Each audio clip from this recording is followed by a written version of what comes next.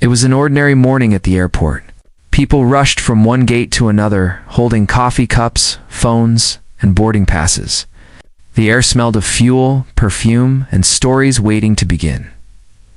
Among the crowd, there was one man who looked different, quiet, calm, almost invisible. He wasn't wearing a suit like the others.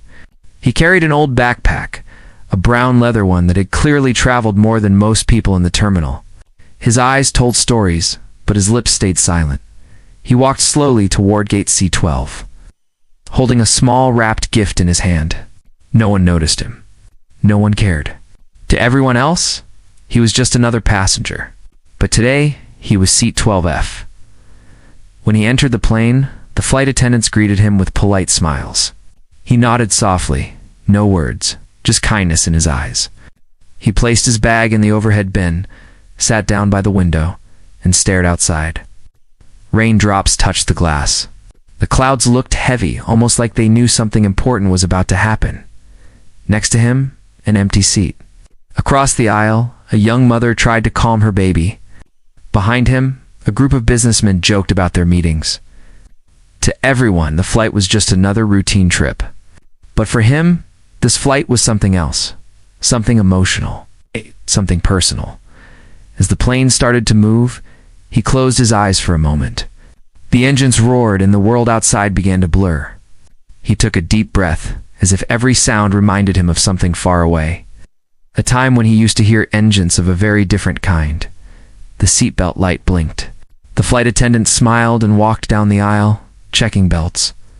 When she reached him, she paused for a second, as if she recognized him, but then shook her head and continued. He looked outside again.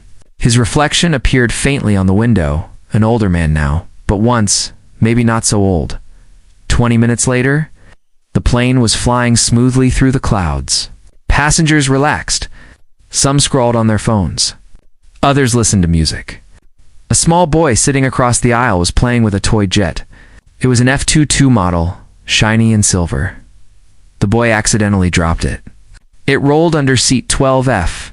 The quiet man bent down, picked it up gently, and handed it back. The boy smiled. "Thank you, sir." The man smiled back, softly. "Nice jet," he said. "You like planes?" The boy asked, curious. The man's eyes drifted to the toy again. For a few seconds, his expression changed, a look of deep memory and sadness mixed together. "I used to," he replied simply.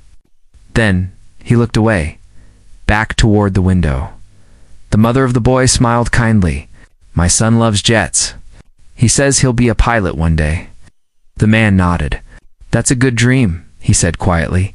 He didn't say more. But inside, his heart whispered stories that no one around him could hear, stories about roaring skies, burning engines, and names that once carried honor. He reached into his backpack and pulled out a small photo, a young girl in graduation clothes, smiling bright.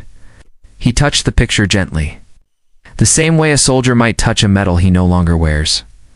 Suddenly, the plane hit light turbulence. People gasped, cups shook, a few nervous laughs spread, but not him. He sat still, calm, breathing slowly. The flight attendants glanced at him. His face didn't change. It was the face of someone who had faced worse, who had looked at storms from the cockpit, not from behind a window. When the turbulence passed, the passengers relaxed again. The boy across smiled nervously. That was scary. The man in 12F smiled faintly. "Not too bad," he said. The mother laughed softly. "You seem used to it." He looked at her, his eyes kind but distant.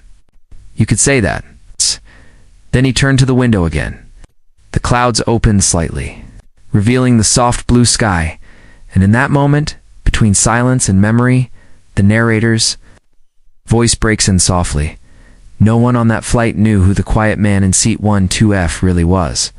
No one knew his name, his past, or why even the strongest pilots once stood straight when he entered a room. But soon, they would.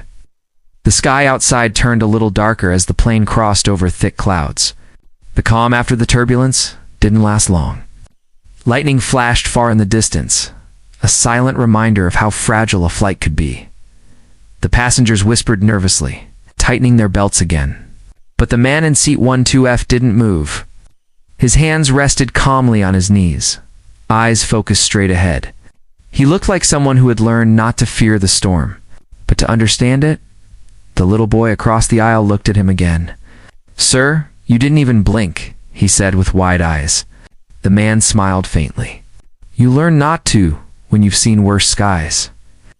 The boy's mother gave a polite laugh. "You make it sound like you've flown before." For a moment, he didn't answer. Then he said quietly, almost like a whisper meant only for himself, "Maybe I have." The words hung in the air, unnoticed by most, but felt by those close enough to hear. There was something about the way he said it, calm, almost sad, yet proud. The boy's eyes grew wider. "You mean like a pilot?" The man's gaze drifted to the small F2 model again in the boy's hands. His fingers twitched slightly like muscle memory, trying to hold a control stick once more. He didn't reply. Instead, he looked out the window, where another flash of lightning cut across the sky, bright, powerful, alive.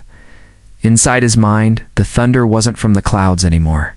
It was from engines.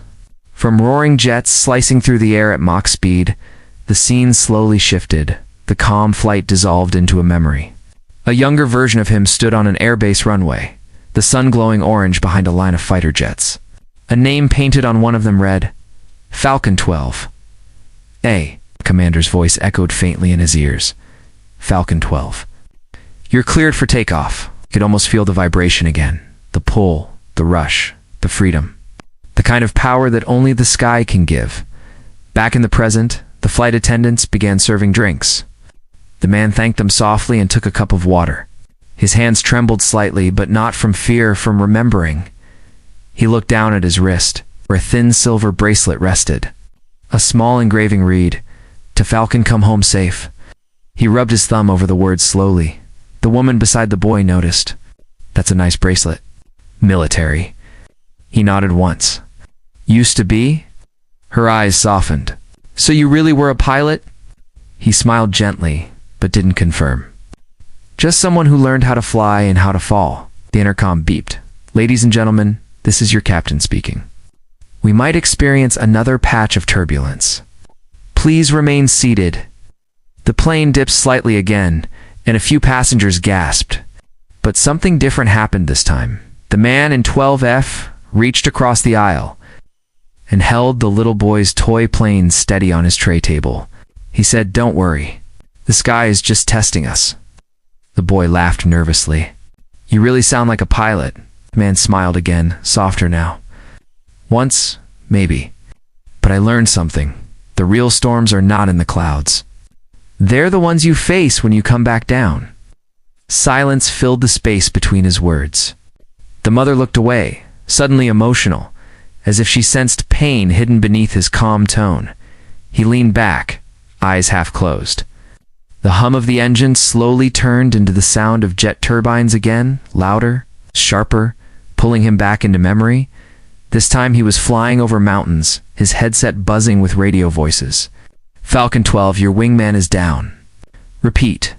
Wingman is down." "Copy that," his younger voice answered firmly. "I'm going in." He could still feel the pull of the G-force, the sweat in his gloves, the sound of his heart pounding in rhythm with the engine. A flash of explosion, a scream of warning, and then silence. He blinked. The sound faded. The plane's real-world hum returned. He looked down again at the photo of his daughter. A tear balanced in his eye but didn't fall. The narrator's voice faded in softly. No one on that flight knew what memories lived behind those tired eyes. They only saw a quiet man in seat 12F. But behind that calm face was a story written in clouds, in fire and in sacrifice. The man looked out of the window again. This time, a soft smile touched his lips. The sky outside had cleared. For the first time in years, he wasn't just looking at the clouds. He was remembering how it felt to belong to them. The memory took him back 15 years.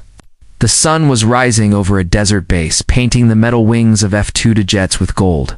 Young pilots stood in their flight suits, helmets, underarms, faces full of fire and pride. And there, in the middle of them, was him, younger, sharper, eyes full of focus. He wasn't the loudest or the strongest, but when Falcon 12 spoke, everyone listened. There was something in his tone, calm, confident, unshakable. He had flown through storms that broke others, and every pilot in that squadron knew he would never leave a man behind. His reputation had spread through the ranks. If Falcon 12 is in the sky, you'll come home. That morning, their mission was different. It wasn't training. It was real dangerous and unpredictable. They were to escort a rescue helicopter deep inside enemy territory. The coordinates were unknown to most, except Falcon 12. He carried them in his mind like a secret. Engines roared to life. The air filled with thunder. The squadron rolled out one by one, 6 F-2, 2 Raptors cutting across the runway. Wings gleaming in the sunrise, Falcon 12 cleared for takeoff. The radio cracked. He gripped the throttle, heart steady. Falcon 12 copy. Taking off. The jet lifted, slicing through clouds like a silver arrow. He could feel every vibration, every pull of wind against the metal. To him, flying wasn't work. It was freedom. They flew low over the mountains. The rescue chopper followed behind, carrying soldiers who had survived an attack but were stranded in hostile ground. Everything went fine until the radar screamed. Enemy fighters, 2 of them, incoming fast. Falcon led. We have company, his wingman reported. Stay on formation, Falcon 12 replied. We'll handle it. Its missiles locked. The sky turned violent. Sonic booms echoed like war drums. Falcon 12 pulled up, releasing countermeasures, diving and rolling with perfect precision. He had done this 100 times, but this time felt different. Every move carried weight. Every second counted. His wingmen shouted, "I'm hit. I'm hit." Smoke trailed behind the jet. Eject, Falcon 12 commanded. No, I can still now. The canopy burst open. The pilot shot out into the sky like a silver seed. Falcon 12's eyes followed the parachute until it opened safely. But while saving his wingman, he lost his cover. The enemy jet locked on him. Warning alarms screamed in his ears. He turned sharply, tried to climb, but it was too late. The missile hit his left wing. The cockpit shook violently. Fire exploded through the controls. Smoke filled his helmet. His training screamed at him to eject. But through the flames, he saw the rescue chopper below, still crossing the danger zone. If he bailed out now, the helicopter would be spotted and destroyed. He stayed. He fought the burning jet, forcing it higher, drawing enemy fire away. He turned his plane into a shield. His voice came through the radio, steady as stone. Falcon 12 to base. Target secured. Helicopters clear. I'm going down. Falcon 12, eject. That's an order. He smiled through the smoke. Negative. Just tell my daughter. I'm still flying. He pulled the stick up one last time and aimed his damaged jet toward the horizon. Far from the helicopter's path, a blinding flash. Silence. The sound of the explosion still echoed in his head when he woke up in the hospital weeks later. His body was broken, his career over. But the rescue team had survived. Every man came home. For the military, Falcon 12 became a legend. For him, it was the day his wings burned away. He never flew again. His wife held his hand every night until she couldn't anymore. When she passed, he promised to raise their daughter alone as quietly and bravely as he once flew. Back in the airplane seat, the man blinked, pulling himself out of the memory. The flight attendant asked softly, "Sir, are you okay?" He nodded with a gentle smile. "Yes," he said, voice barely above a whisper. "Just remembering a little turbulence." He looked outside again, clouds glowing with sunset light, and whispered to himself, "Falcon 12. Still flying?" The plane flew steady again. The sky outside turned from gold to soft orange. Clouds stretched like long, peaceful waves. Inside, the quiet man in seat 12F sat still, holding a photo in his hand. It was the same picture his daughter in her graduation gown, smiling bright and proud. He looked at it for a long time. His eyes softened. A small smile touched his lips. But his heart felt heavy, like a pilot still carrying the weight of a broken wing. The woman across the aisle noticed the photo. "Your daughter?" she asked kindly. "Ah," he nodded. "Yes. My reason to keep flying, even on the ground." For a few moments, silence filled the space between them. The mother smiled, and the little boy leaned forward curiously. "She looks happy," the boy said. "She is," the man replied softly. "She worked hard for that smile." He didn't say how hard he had worked for it too, waking up early, taking small jobs, missing sleep, missing food, but never missing a promise. After his injury, the Air Force had offered him a desk job, but he refused. He wanted peace, not pity. He wanted to be a father, not a forgotten hero. He had traded the sky for school runs, late-night homework, and small birthday parties with store-bought cakes. It wasn't the life he once dreamed of, but it was the life he chose because she needed him. There were nights when the house was too quiet. He would sit by the window, listening to the wind, remembering the sound of jets cutting through clouds. Sometimes when his daughter was asleep, he would step outside, look up, and whisper to the stars, the same way he once whispered to his team through the radio. Falcon 12. Still watching. Stars never answered. But he liked to think the sky still remembered him. The flight attendant passed by, offering snacks. He shook his head politely. "No, thank you." But she paused and said, "Sir, you look familiar. Were you ever in the Air Force?" For a second, his eyes froze. Then he smiled lightly. "I used to fix planes," he lied softly. The attendant nodded, smiling back, unaware of the truth behind his calm tone. He watched her walk away. Lying wasn't easy, but sometimes silence was kinder than stories people couldn't understand. His daughter didn't know everything either. She knew her father once flew planes, but not how many nights he woke up sweating, hearing the echo of radio static. She knew he was brave, but not how much he had lost. He didn't tell her because she deserved a childhood free of ghosts. He only told her one thing. When life gets hard, look up. The sky is big enough for hope. Back on the flight, the little boy across the aisle started playing again. He made airplane noises with his F-22 toy, pretending it was in battle. The man smiled quietly. "Who wins this time?" he asked. The boy grinned. "Falcon wins, of course." The man chuckled softly.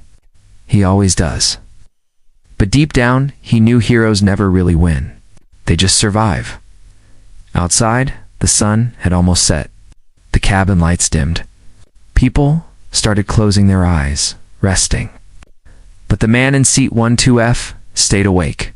He looked out the window, watching the horizon fade into darkness inside his chest.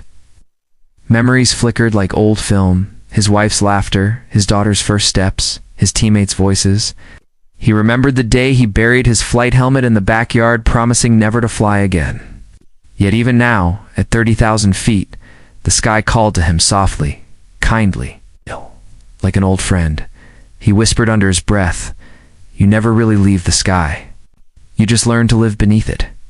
The plane made a small announcement. "Ladies and gentlemen, we'll be landing in 30 minutes. Passengers stretched, smiled, and began packing their things. He didn't rush. He kept the photo of his daughter in his hand, touching it gently like a blessing. He wasn't just flying to meet her. He was flying to see the only proof that all his pain had meaning. The narrator's voice faded in softly. "Some storms don't roar anymore," they whisper. "They live inside quiet hearts, like the man in seat 1F, who once ruled the sky, but now finds peace in silence." He leaned back, closing his eyes as the plane descended through clouds. And in that silence, he smiled. For the first time, he wasn't falling. He was finally landing. The wheels touched down softly. The plane slowed, humming against the runway lights that glowed like fallen stars. Most passengers, it was just another landing, another flight completed.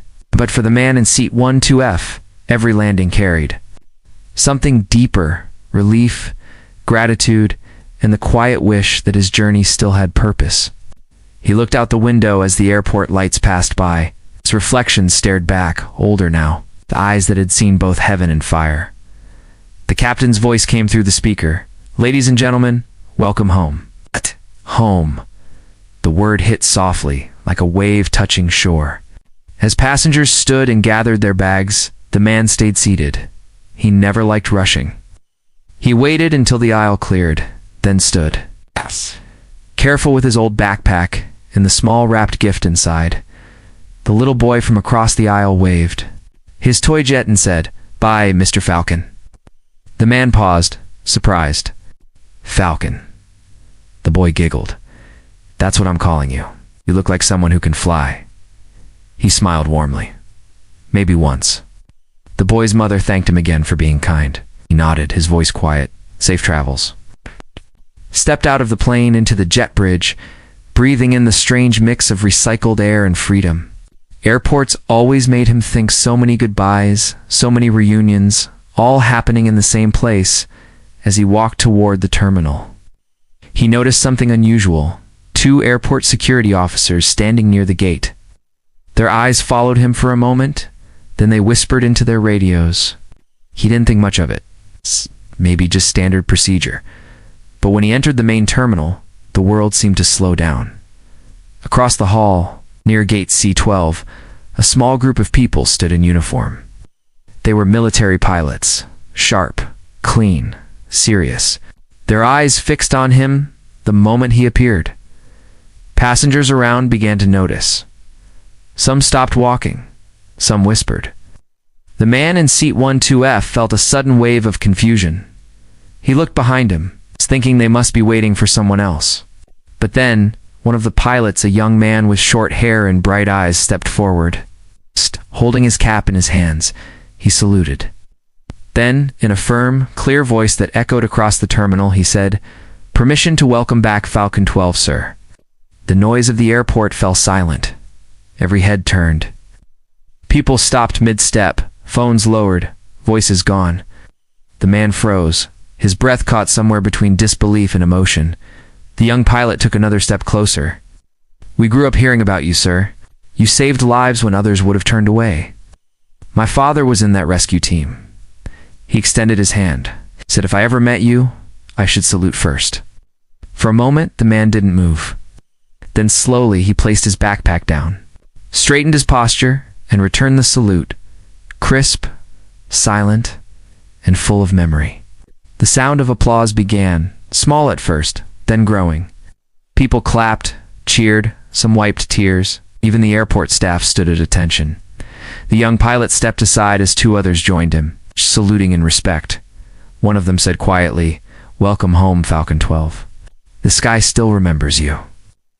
The man's eyes glistened, but his smile stayed calm. He didn't want glory, but in that moment he understood something. Honor doesn't fade. It waits like the sky, patient and endless.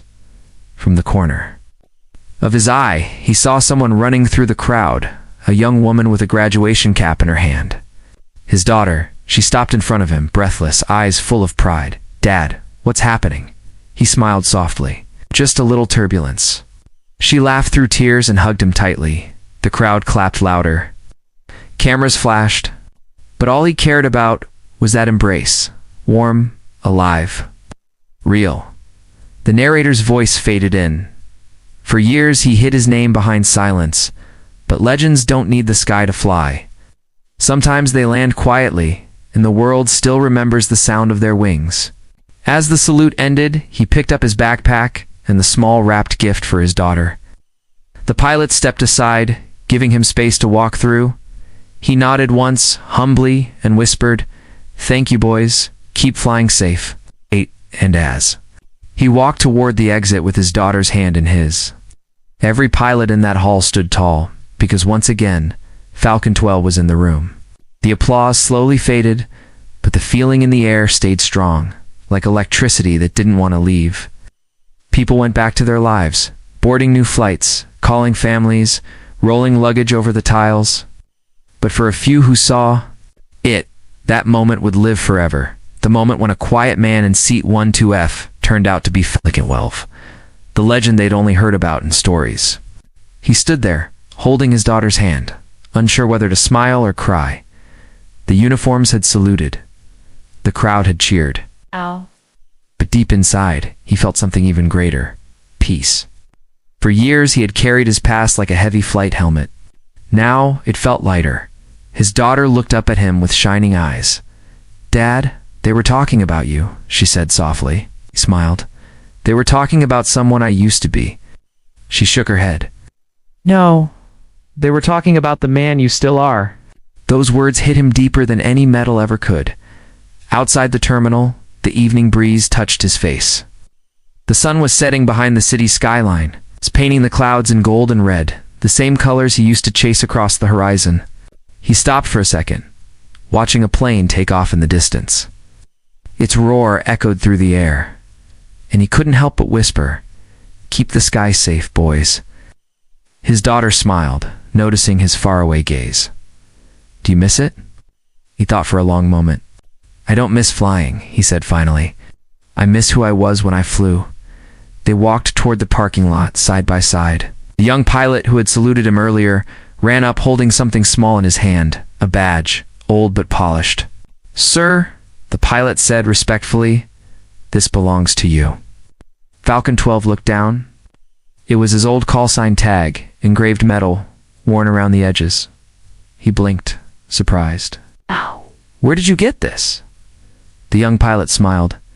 "It was kept at the base museum. We thought you might want it back." He held it carefully, his fingers tracing the letters. "Thank you," he said quietly. "But I think it belongs there, so others remember what we stood for." The pilot nodded, understanding the meaning behind the words. "Then maybe you'll come visit us someday, sir. Tell the new ones what it really means to fly." He smiled kindly. "Maybe. But tell them one thing for me." The pilot leaned forward. "Tell them, pilot's wings aren't on his uniform." There in his heart, young officer saluted again before walking away. That night, back home, his daughter placed the small wrapped gift on the table. "Open it," she said, smiling. He unwrapped it slowly.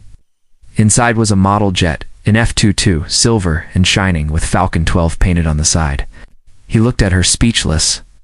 "It's not just a plane," she said. "It's your story. I wanted you to remember that you never really stopped flying." He held the model close, emotions tightening his throat. He whispered, "You've grown stronger than your old man ever was." She laughed softly. "You gave me the sky, Dad." Later, as night fell, he stepped outside onto the porch. The air was cool, stars scattered across the quiet sky. He looked up, remembering every sound, every mission, every promise. He wasn't Falcon 12 anymore. He was just a father, and that was enough. But somewhere, deep in the darkness, a faint roar of a distant jet rolled through the air. He smiled. "Still flying," he whispered. The narrator's voice faded in gently. "Not every hero wears medals. Some carry memories, scars, and gentle smiles that hide 1,000 storms." Seat 12F was more than just a number. It was the place where a soldier turned into a father and a legend learned to land.